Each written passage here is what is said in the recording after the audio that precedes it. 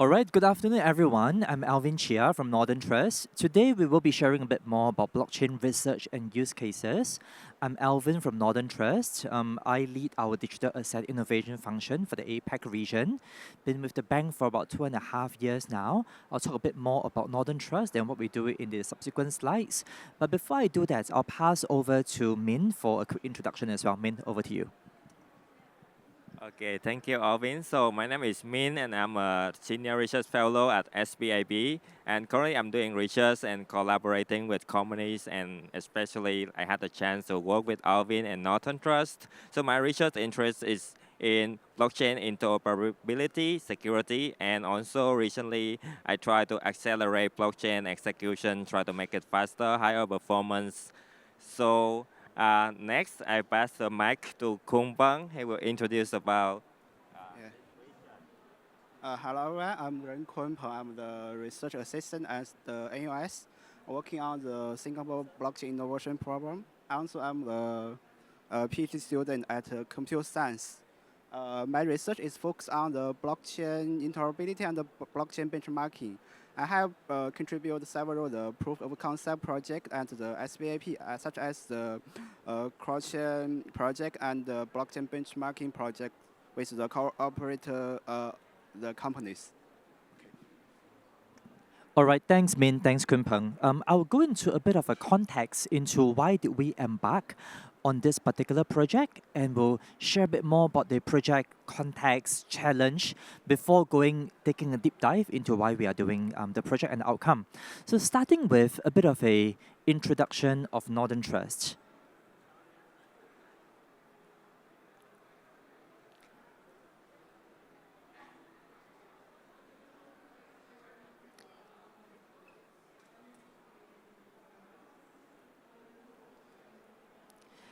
Please bear with us for a second as we get the slides up and running. For the upcoming slides, the primary content on the slides will be a quick introduction of Northern Trust, so I can run them through that fairly quickly. We are a US-based financial institution with more than 130 years of experience in the industry. There are three main business lines that we're in, covering asset servicing, of which we are a global custodian with about 17.4 trillions of assets under custody. We're an asset manager as well, with about 1 trillion of asset under management, making us a top 20 asset manager globally, and also a wealth manager who banks the ultra high net worth and family offices globally. The team that I'm with is with digital assets and financial markets. We created this group about 2.5 years ago by bringing together our digital markets and traditional markets function. What do we do for financial institutions like Northern Trust is that we look at the opportunities 10 years ahead. So we look at what we think the future will be and continue to bring talents, resource, and capabilities into the organization to allow us to meet the future vision of what we think the future will be. So digital assets and financial markets looks at the future, looks at the opportunity, and we also look at advocating for what our future vision is with the regulators to ensure that this develops in accordance to our strategy in the future. So I'll move quickly into how we think the future will be. So we currently hold 17 trillion assets of 17 trillions of assets under custody, and that's typically the traditional assets like your fiat currencies, stocks, equities, bonds, traditional financial assets. However, we believe that if we look at the market's development on a mid-term to long-term basis, a lot of these assets from traditional will move into digital. Our perspective is that by year 2030, if you think about the 17 trillion assets that we hold, 5 to 10% of those assets will be some form of digital assets. It could be a tokenized assets, it could be cryptocurrencies, stable coins, or other financial instruments that is digitized on the blockchain. On a longer term basis, we believe that the digital assets will coexist with the traditional assets. However, the traditional assets might take a slow decline, with digital assets having a bigger role to play in the future. If that is going to be what the future will be on a long term basis, what do we think are essential drivers to help us bring this future to fruition? Four key area, the right regulatory environment. So I talk about market advocacy, which means working with the regulators to advocate for the right policies. Evolution of technology, so working with researchers like Min, like Kun Peng, to ensure that we have the right technology to serve the purpose that we need. Adoption, demand from the investors that we work with. And lastly, do we have the right talent and capital inflow? And the purpose of this sharing today is about talents. How can we continue to bring industry research into academia to help grow the talents, which is why we are here today, the talent pavilions, to ensure that we have the right supply of digital assets ready talents that can enter the workforce in the next few years. The project that I'm speaking about is not the first instance where Northern Trust has partnered with NUS. We have got a long-standing partnership between us. Here are some of the highlights just the past 12 months, right? So we have sponsored some of their events, guest lecturing, trainings, internship. We have also signed a MOU with the School of Computing and the Singapore Blockchain Innovation Program to allow us to do more of such work in the future. Okay, so I've given all of you an introduction of what we do, or why we do what we do, our market vision, and how important talent is going to be in the future. I'll go a bit more into the exact project that we collaborated on, which is Project Opera. So here are some of the challenge statements that you see on the screen right now. Firstly, as we think about the market today, the traditional market is very efficient. You go to a trading venue like SGX, for example, you're able to match buy and sell side effectively. You know where to trade, you know how to trade. The thing is, with traditional financial institutions like us, who is looking at embracing digital assets, what we're seeing in the market is that we are each building small, fragmented digital markets, tiny ecosystem that fragments the market with very limited liquidity. So the first challenge statement, there is multiple isolated blockchain platforms that has fragmented liquidity. We cannot trade with each other effectively. It hinders the transfer of assets on a longer term basis. Financial institutions like us have also preferred private or permission chains primarily because of two things. Firstly, is because the regulators will prefer us to stay on private infrastructure. Secondly, private infrastructure is also safer. Going public might expose us to additional risk that we might not want to see. So private chain is still our chain of choice. And how can we work with each other while we are all on private chains is then the challenge that we're trying to solve for.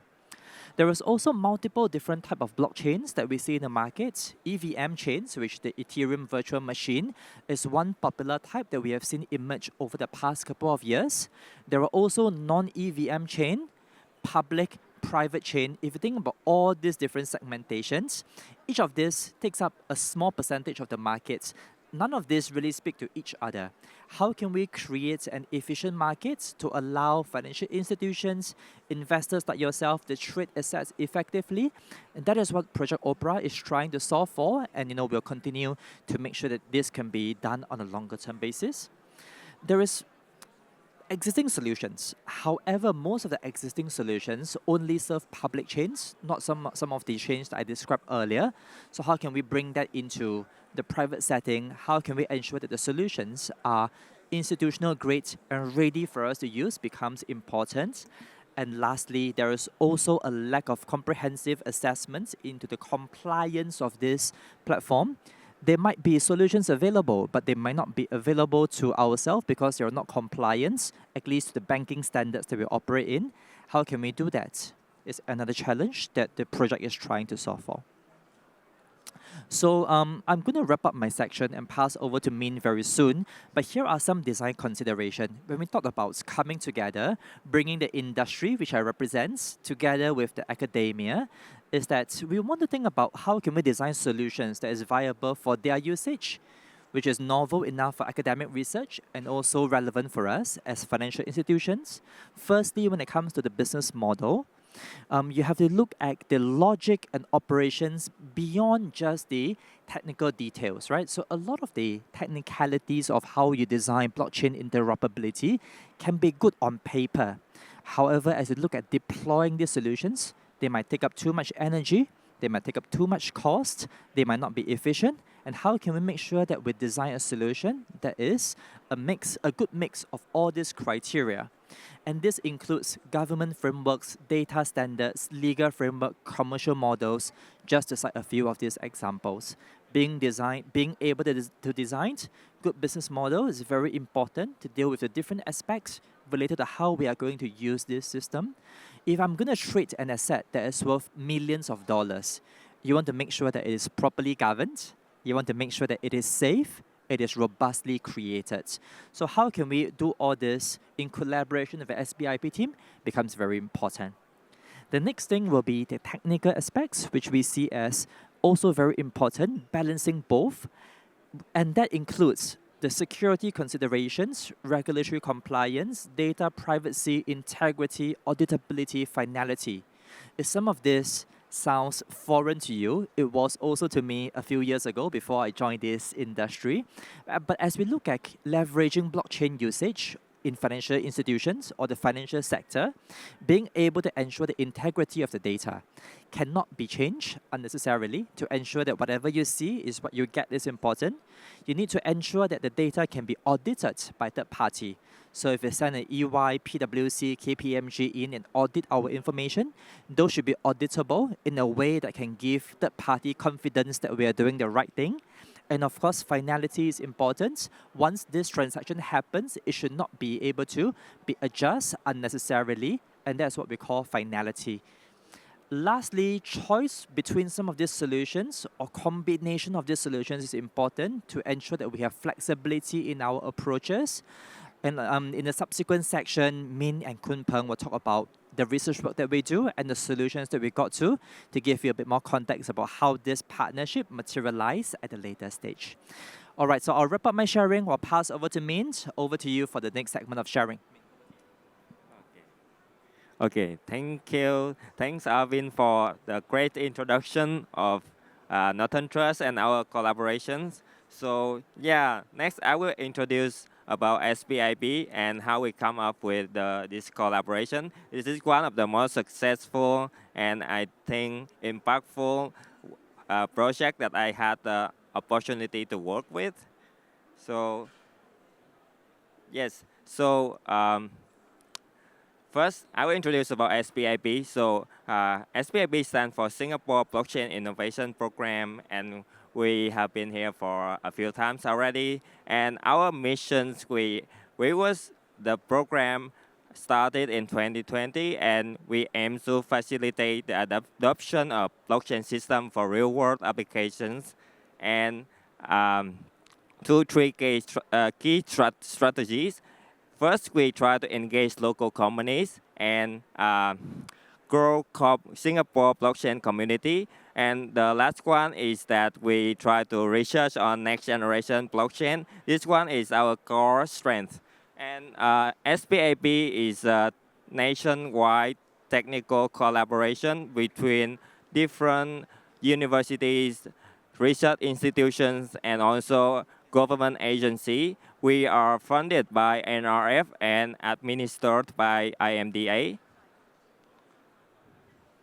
So over the past few years, we have achieved certain milestones, and we engaged quite a number of local companies, and 22 members so far. We also received quite a number of sponsorships for our events, and we work with companies for proof of concept projects, and we organized and attended events and seminars, and we organized 4 annual blockchain hackathons that attract hundreds of attendees. And for our cross-trend, the research and development, we published quite a number of research papers advancing the body of knowledge in blockchains. And through all of these research, we use some of the findings to work with companies for proof of concept projects. And we use some of the findings to also develop our internal projects that are ready to spin off. Our internal projects target different markets beyond the blockchain and Web3 space. So so far this is our member. Um, so we have 3 tiers of membership from gold, silver, and bronze. And you can see here the members come from different sector of the industry. Some of them are from the crypto sector. Some of them from different domains such as BQC, quantum computing, and also we have members from the banking and fintech industry and financial institution like Northern Trust. And we receive a lot of sponsorship for our events and research developments from industry players and also technic, uh, tech, tech company like TikTok and Alibaba. Our research have received sponsorship from Ethereum Foundation or other blockchain foundations as well. So this is the list of topics that we are working on with research, and we also conduct proof of concept with companies. And here are some of the topics. The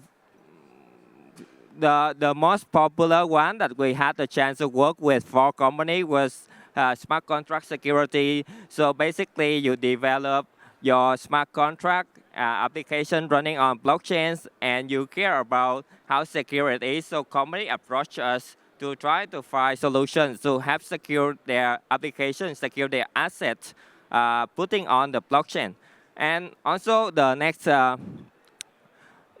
one is blockchain interoperability and security. So this one, we had a chance to work with 2 companies, and Interopera and the most recent one, Northern Trust, that which is the main topic that we're talking about today. And besides those 2 topics, we also work on quantum computing, performance benchmarking surveys, and other topics as well, including healthcare. And we also plan to work on recent cutting-edge topics like zero knowledge proof or AI X blockchains in the next few years. So these are our research topics, and we use them with our engineering strength to develop internal projects that are ready to spin off. And here are our 4 internal projects. We work on different problems, tackle different markets. So the first one is for IP management and commercializations, and in IP value. And the second one is data science, the digital signing platform. So for each of the projects, we integrate different technologies, and some of them are already adopting AI and also using blockchains as the storage layer. And the third one is Vera security. So this one directly address the problem in blockchain nowadays. You develop program running on it, and we need to find solutions to secure it, to guard it against cybersecurity attacks or the loss of assets, hackers. And this is the third project. We also apply AI into it. And the fourth project, which is the most recent project that we are working on, is ESG Together. This one target your ESG reporting. So this is for the future plan, make sure company complies with the reporting compliance. And those are our internal projects that ready to spin off. So far, this is what have been doing in the past few years. We engage company, we conduct research, we develop internal projects, and we collaborate with industry partner to develop proof of concept, and we try to implement proof of value as well. And proof of concept, one of the most successful project I had a chance to work so far is the Opera project that we want to introduce with you today. So in collaboration with Northern Trust, SPIB developed the solution to connect between blockchains for them, allow them to move assets from their blockchain to another, either private or public blockchains. But the use case is really practical and impactful. But how did we do it? And what is the technical details behind? You can listen more about blockchain interoperability, and how we implement the project with Kung Bang. And besides that, if you are interested in any of other projects, our internal projects, our research topics, you can approach our booth here nearby and find out more about it, or visit our website. But without further ado, I will let Kung Bang to explain more about blockchain interoperability and our technical details, how we implement this project. So yeah, Kung Bang.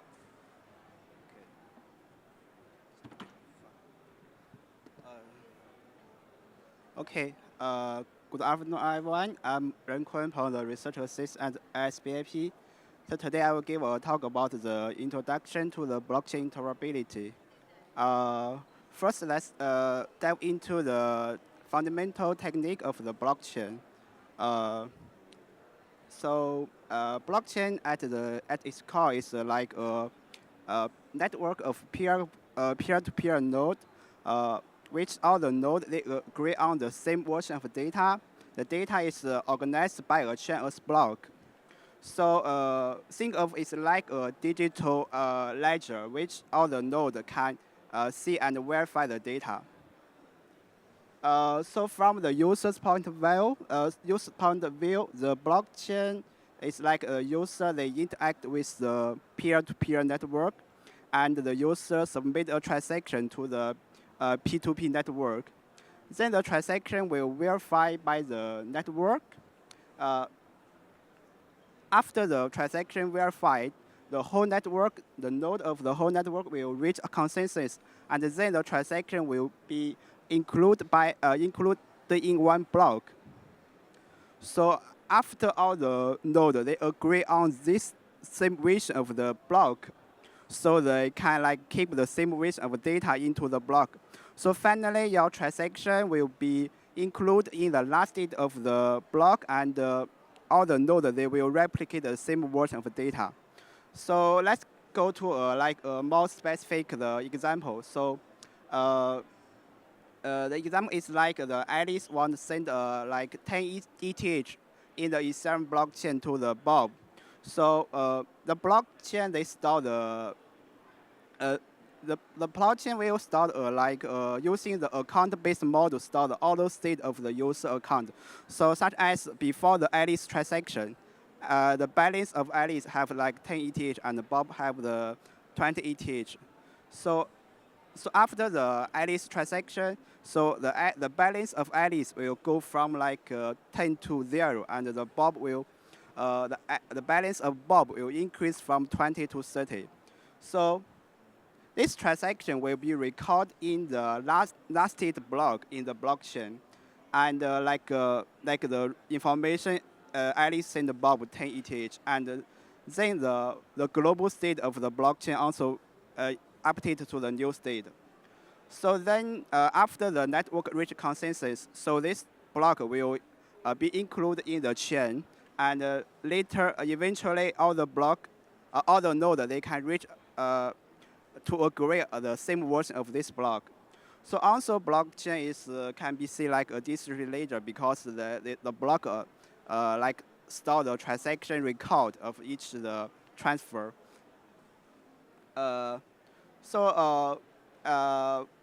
We know the blockchain is special. So why is blockchain special? Because its structure. Blockchain can be the block not only store the data of the transaction, also store the hash of the previous information.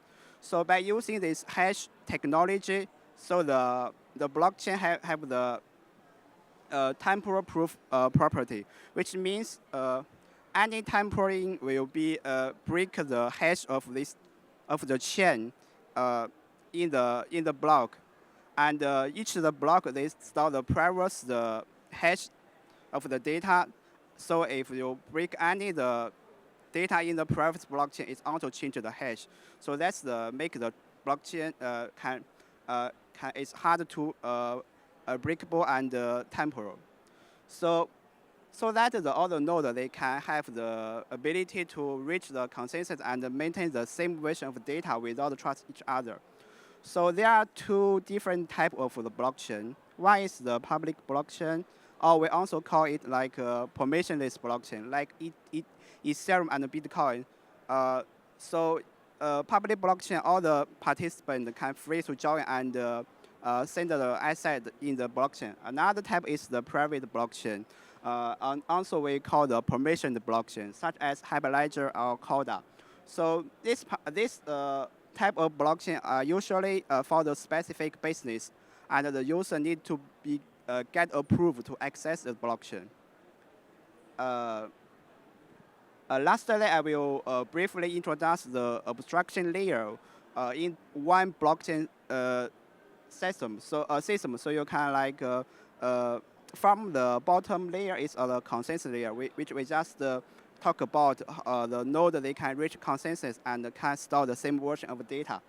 And above that is the data model. The data model is shows how the blockchain they store and interpret the data in one block. And above the data model is the execution engine layer. The different blockchain they may using the different smart contract language, such as the Ethereum, they may using the EVM virtual machine to execute the smart contract. And the top of the layer of blockchain is application layer.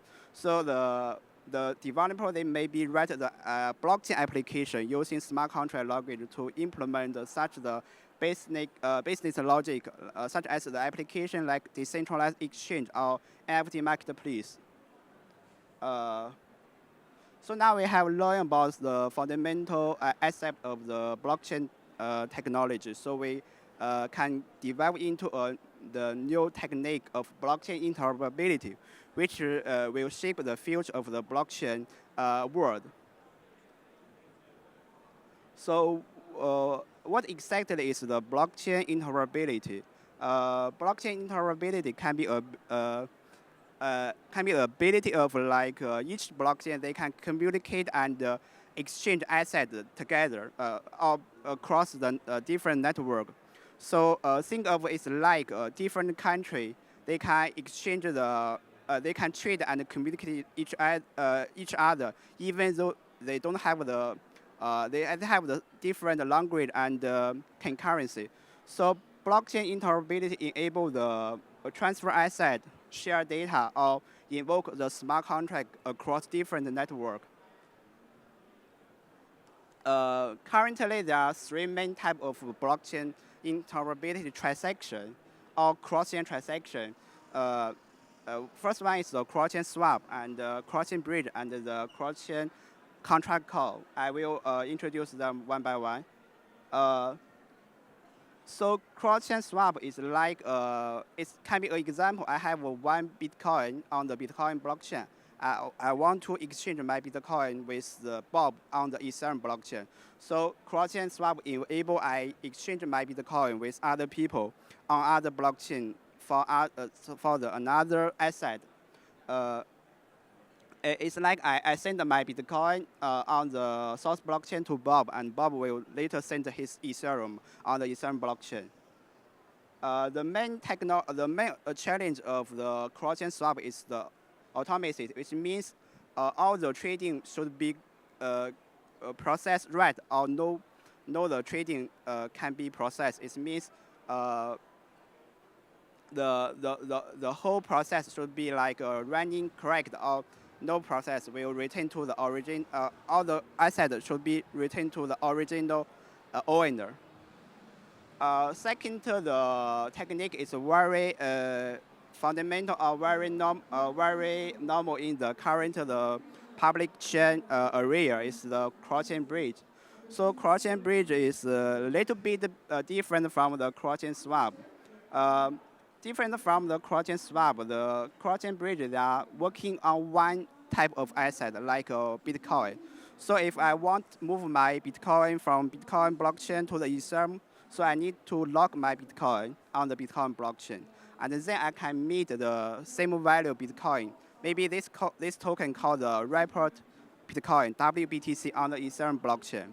So cross-chain bridge, they involve like first you need to lock in the asset on the source blockchain, and then you can mint or represent the same value of the token on the destination blockchain. Last is the cross-chain contract call. Because we know recently some of the blockchain like Ethereum, they support the smart contract. So user can implement the decentralized application on top of the blockchain. So if there is some requirement like the blockchain contract, they want to trigger some execution from the source blockchain to the destination blockchain. It means the contract on the source blockchain, they can they can call the function in the destination blockchain. So here I have like an example to explain this. So there is like a Uniswap government's contract on the Ethereum. This government's contract will control the setting of the Uniswap decentralized exchange. So, but we know like Uniswap will deploy on the multiple blockchains. So, so if they change the setting, all the blockchains they also keep the same setting. So by using the cross-chain contract call, the setting of the government contract can be automatically propagated to another multiple blockchain. So like I can send a decision of this setting to multiple other blockchain using the cross-chain contract call. So we have described the method of the cross-chain transaction. Now we know how we enable the cross-chain transaction, or how we enable the blockchain interoperability. So there are four main techniques to like enable the blockchain interoperability. So first one is the notary scheme. Think of notary scheme is like a middleman or the third trust party. It's just like you require a notary to verify the public document. So in the notary, it consists of like a network node, and this notary group, they will like oversees and pass the transaction from blockchain A to blockchain B. So usually the notary can be like some famous exchange like Binance, or some like a network of business like some like a centralized bank or the capital. So the advantage of the notary scheme is very simple. So, but we need to trust this third party to like pass the transaction between the different blockchain network. And the second one is the hash time log. So this technology is a little bit technical. So I just explain with one example. So by using the hash time log, so one hash time log is maybe have two conditions. One is you can use a password to unlock this log and claim the asset from the log. And the second condition is after some time pass, all the log asset will return to the original owner. So we can use the hash time log to like implement the cross-chain swap. Like I can swap my Bitcoin with the Litecoin. So the advantage of this hash time log is trustless. This technique don't need any trust third party, and also the HTLC support some blockchain that don't have the ability of smart contract like Bitcoin and Litecoin, because it only needs some like low level language like Bitcoin script to implement the logic. And the third one is a relay. In the blockchain world, in the cross-chain world, relay can be like a message or observer. So the relayer, consistently monitor the source blockchain and replicate the important data of the source blockchain, like the block header. So under the relay, they can verify the transaction on the source blockchain, and then they can submit the verified information to the decentralized chain. So they can have like 3 steps. First, the relay, they monitor the cross-chain transaction on the source blockchain, and then the relay, they verify the cross-chain transaction using the local important data like block header. And then the relay, they submit this verified information to the destination blockchain, like execute the asset transfer or update the state of the smart contract. Last technique is the set chain. It's more particular, like particular in some like big blockchain like the Ethereum. So in the set chain, the main chain is like a highway, and the side chain can be like a small road connect to the main chain. So usually they have 2 methods of the side chain. One is the one-way pig, like the asset can only come from the main chain, and another is the two-way pig. It means the asset can transfer between the main chain with the side chain. So recently, like the popular technique like roll up, they using similar idea like the layer 2 blockchain can be a side chain of the main chain of Ethereum. So to utilize the side chain technique, we can reduce the congestion of the main chain. Also you can build a specific specialized side chain for specific business logic, and you can build like a more performance the smart contract language engine and for the specific business logic.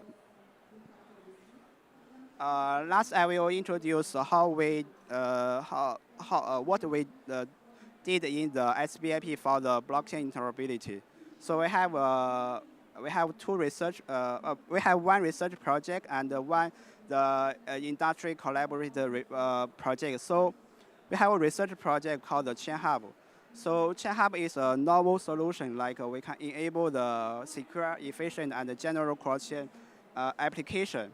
So we provide the full blockchain interoperability, which we can both connect the public blockchain and the private blockchain. So first, how we achieve the secure. So all the key used in the cross-chain application is stored in is controlled and generated and controlled by a secured multi-party network. And how we achieve the efficient. So we utilize the trust execution environment, specific the Intel SGX to run a light client, and so this light client will incur a very few costs on the blockchain. So compared with other techniques, we have a very few costs of the on the blockchain, and we also can reach the same level like technique by using this trust hardware. And lastly, and the last is the general cross-chain application. So we implement the message passing abstraction protocol, so that the developer they can build the cross-chain application on top of this message passing, like a cross-chain swap, cross-chain bridge, or cross-chain contract call. They can build the application on top of its abstraction level. Last, I will introduce another project we collaborate with the Northern Trust. So the project operates like we have like some real business, real world business, like a bank. They may hold one private blockchain, and they issue the token for some like financial product. So the bank, the customer of bank, they want like transfer their token to like some like public chain currency like Bitcoin or Ethereum. So now we need to make sure like for the financial institution, they may need like the more higher they may need higher security requirements, so that in this project, the key feature is we aggregate aggregate this transfer, this cross-chain transfer with the multiple the service provider. So in here, this service provider is like a chain hub. So we have like extra chaining and layer 0. So each of these provider, they can deliver the cross-chain message from between different blockchain. So by aggregate the result from different provider, like we can enhance the security because the cross-chain transfer only can be triggered after all the private provider they validate this message, and we can also like improve like the robotics of this blockchain of this cross-chain transfer. Okay, and the last I will want to mention like the blockchain interoperability is not just a technical challenge. It's also like will create a more like connect and efficient blockchain ecosystem. So through the project Chain Hub and the Opera, we are moving closer to the future of the blockchain world, where the different blockchain they can work together and bring in the new business possibility in the future. Okay. All right. So thank you so much, Min, Alvin, and Kun Peng once again for this insightful sharing.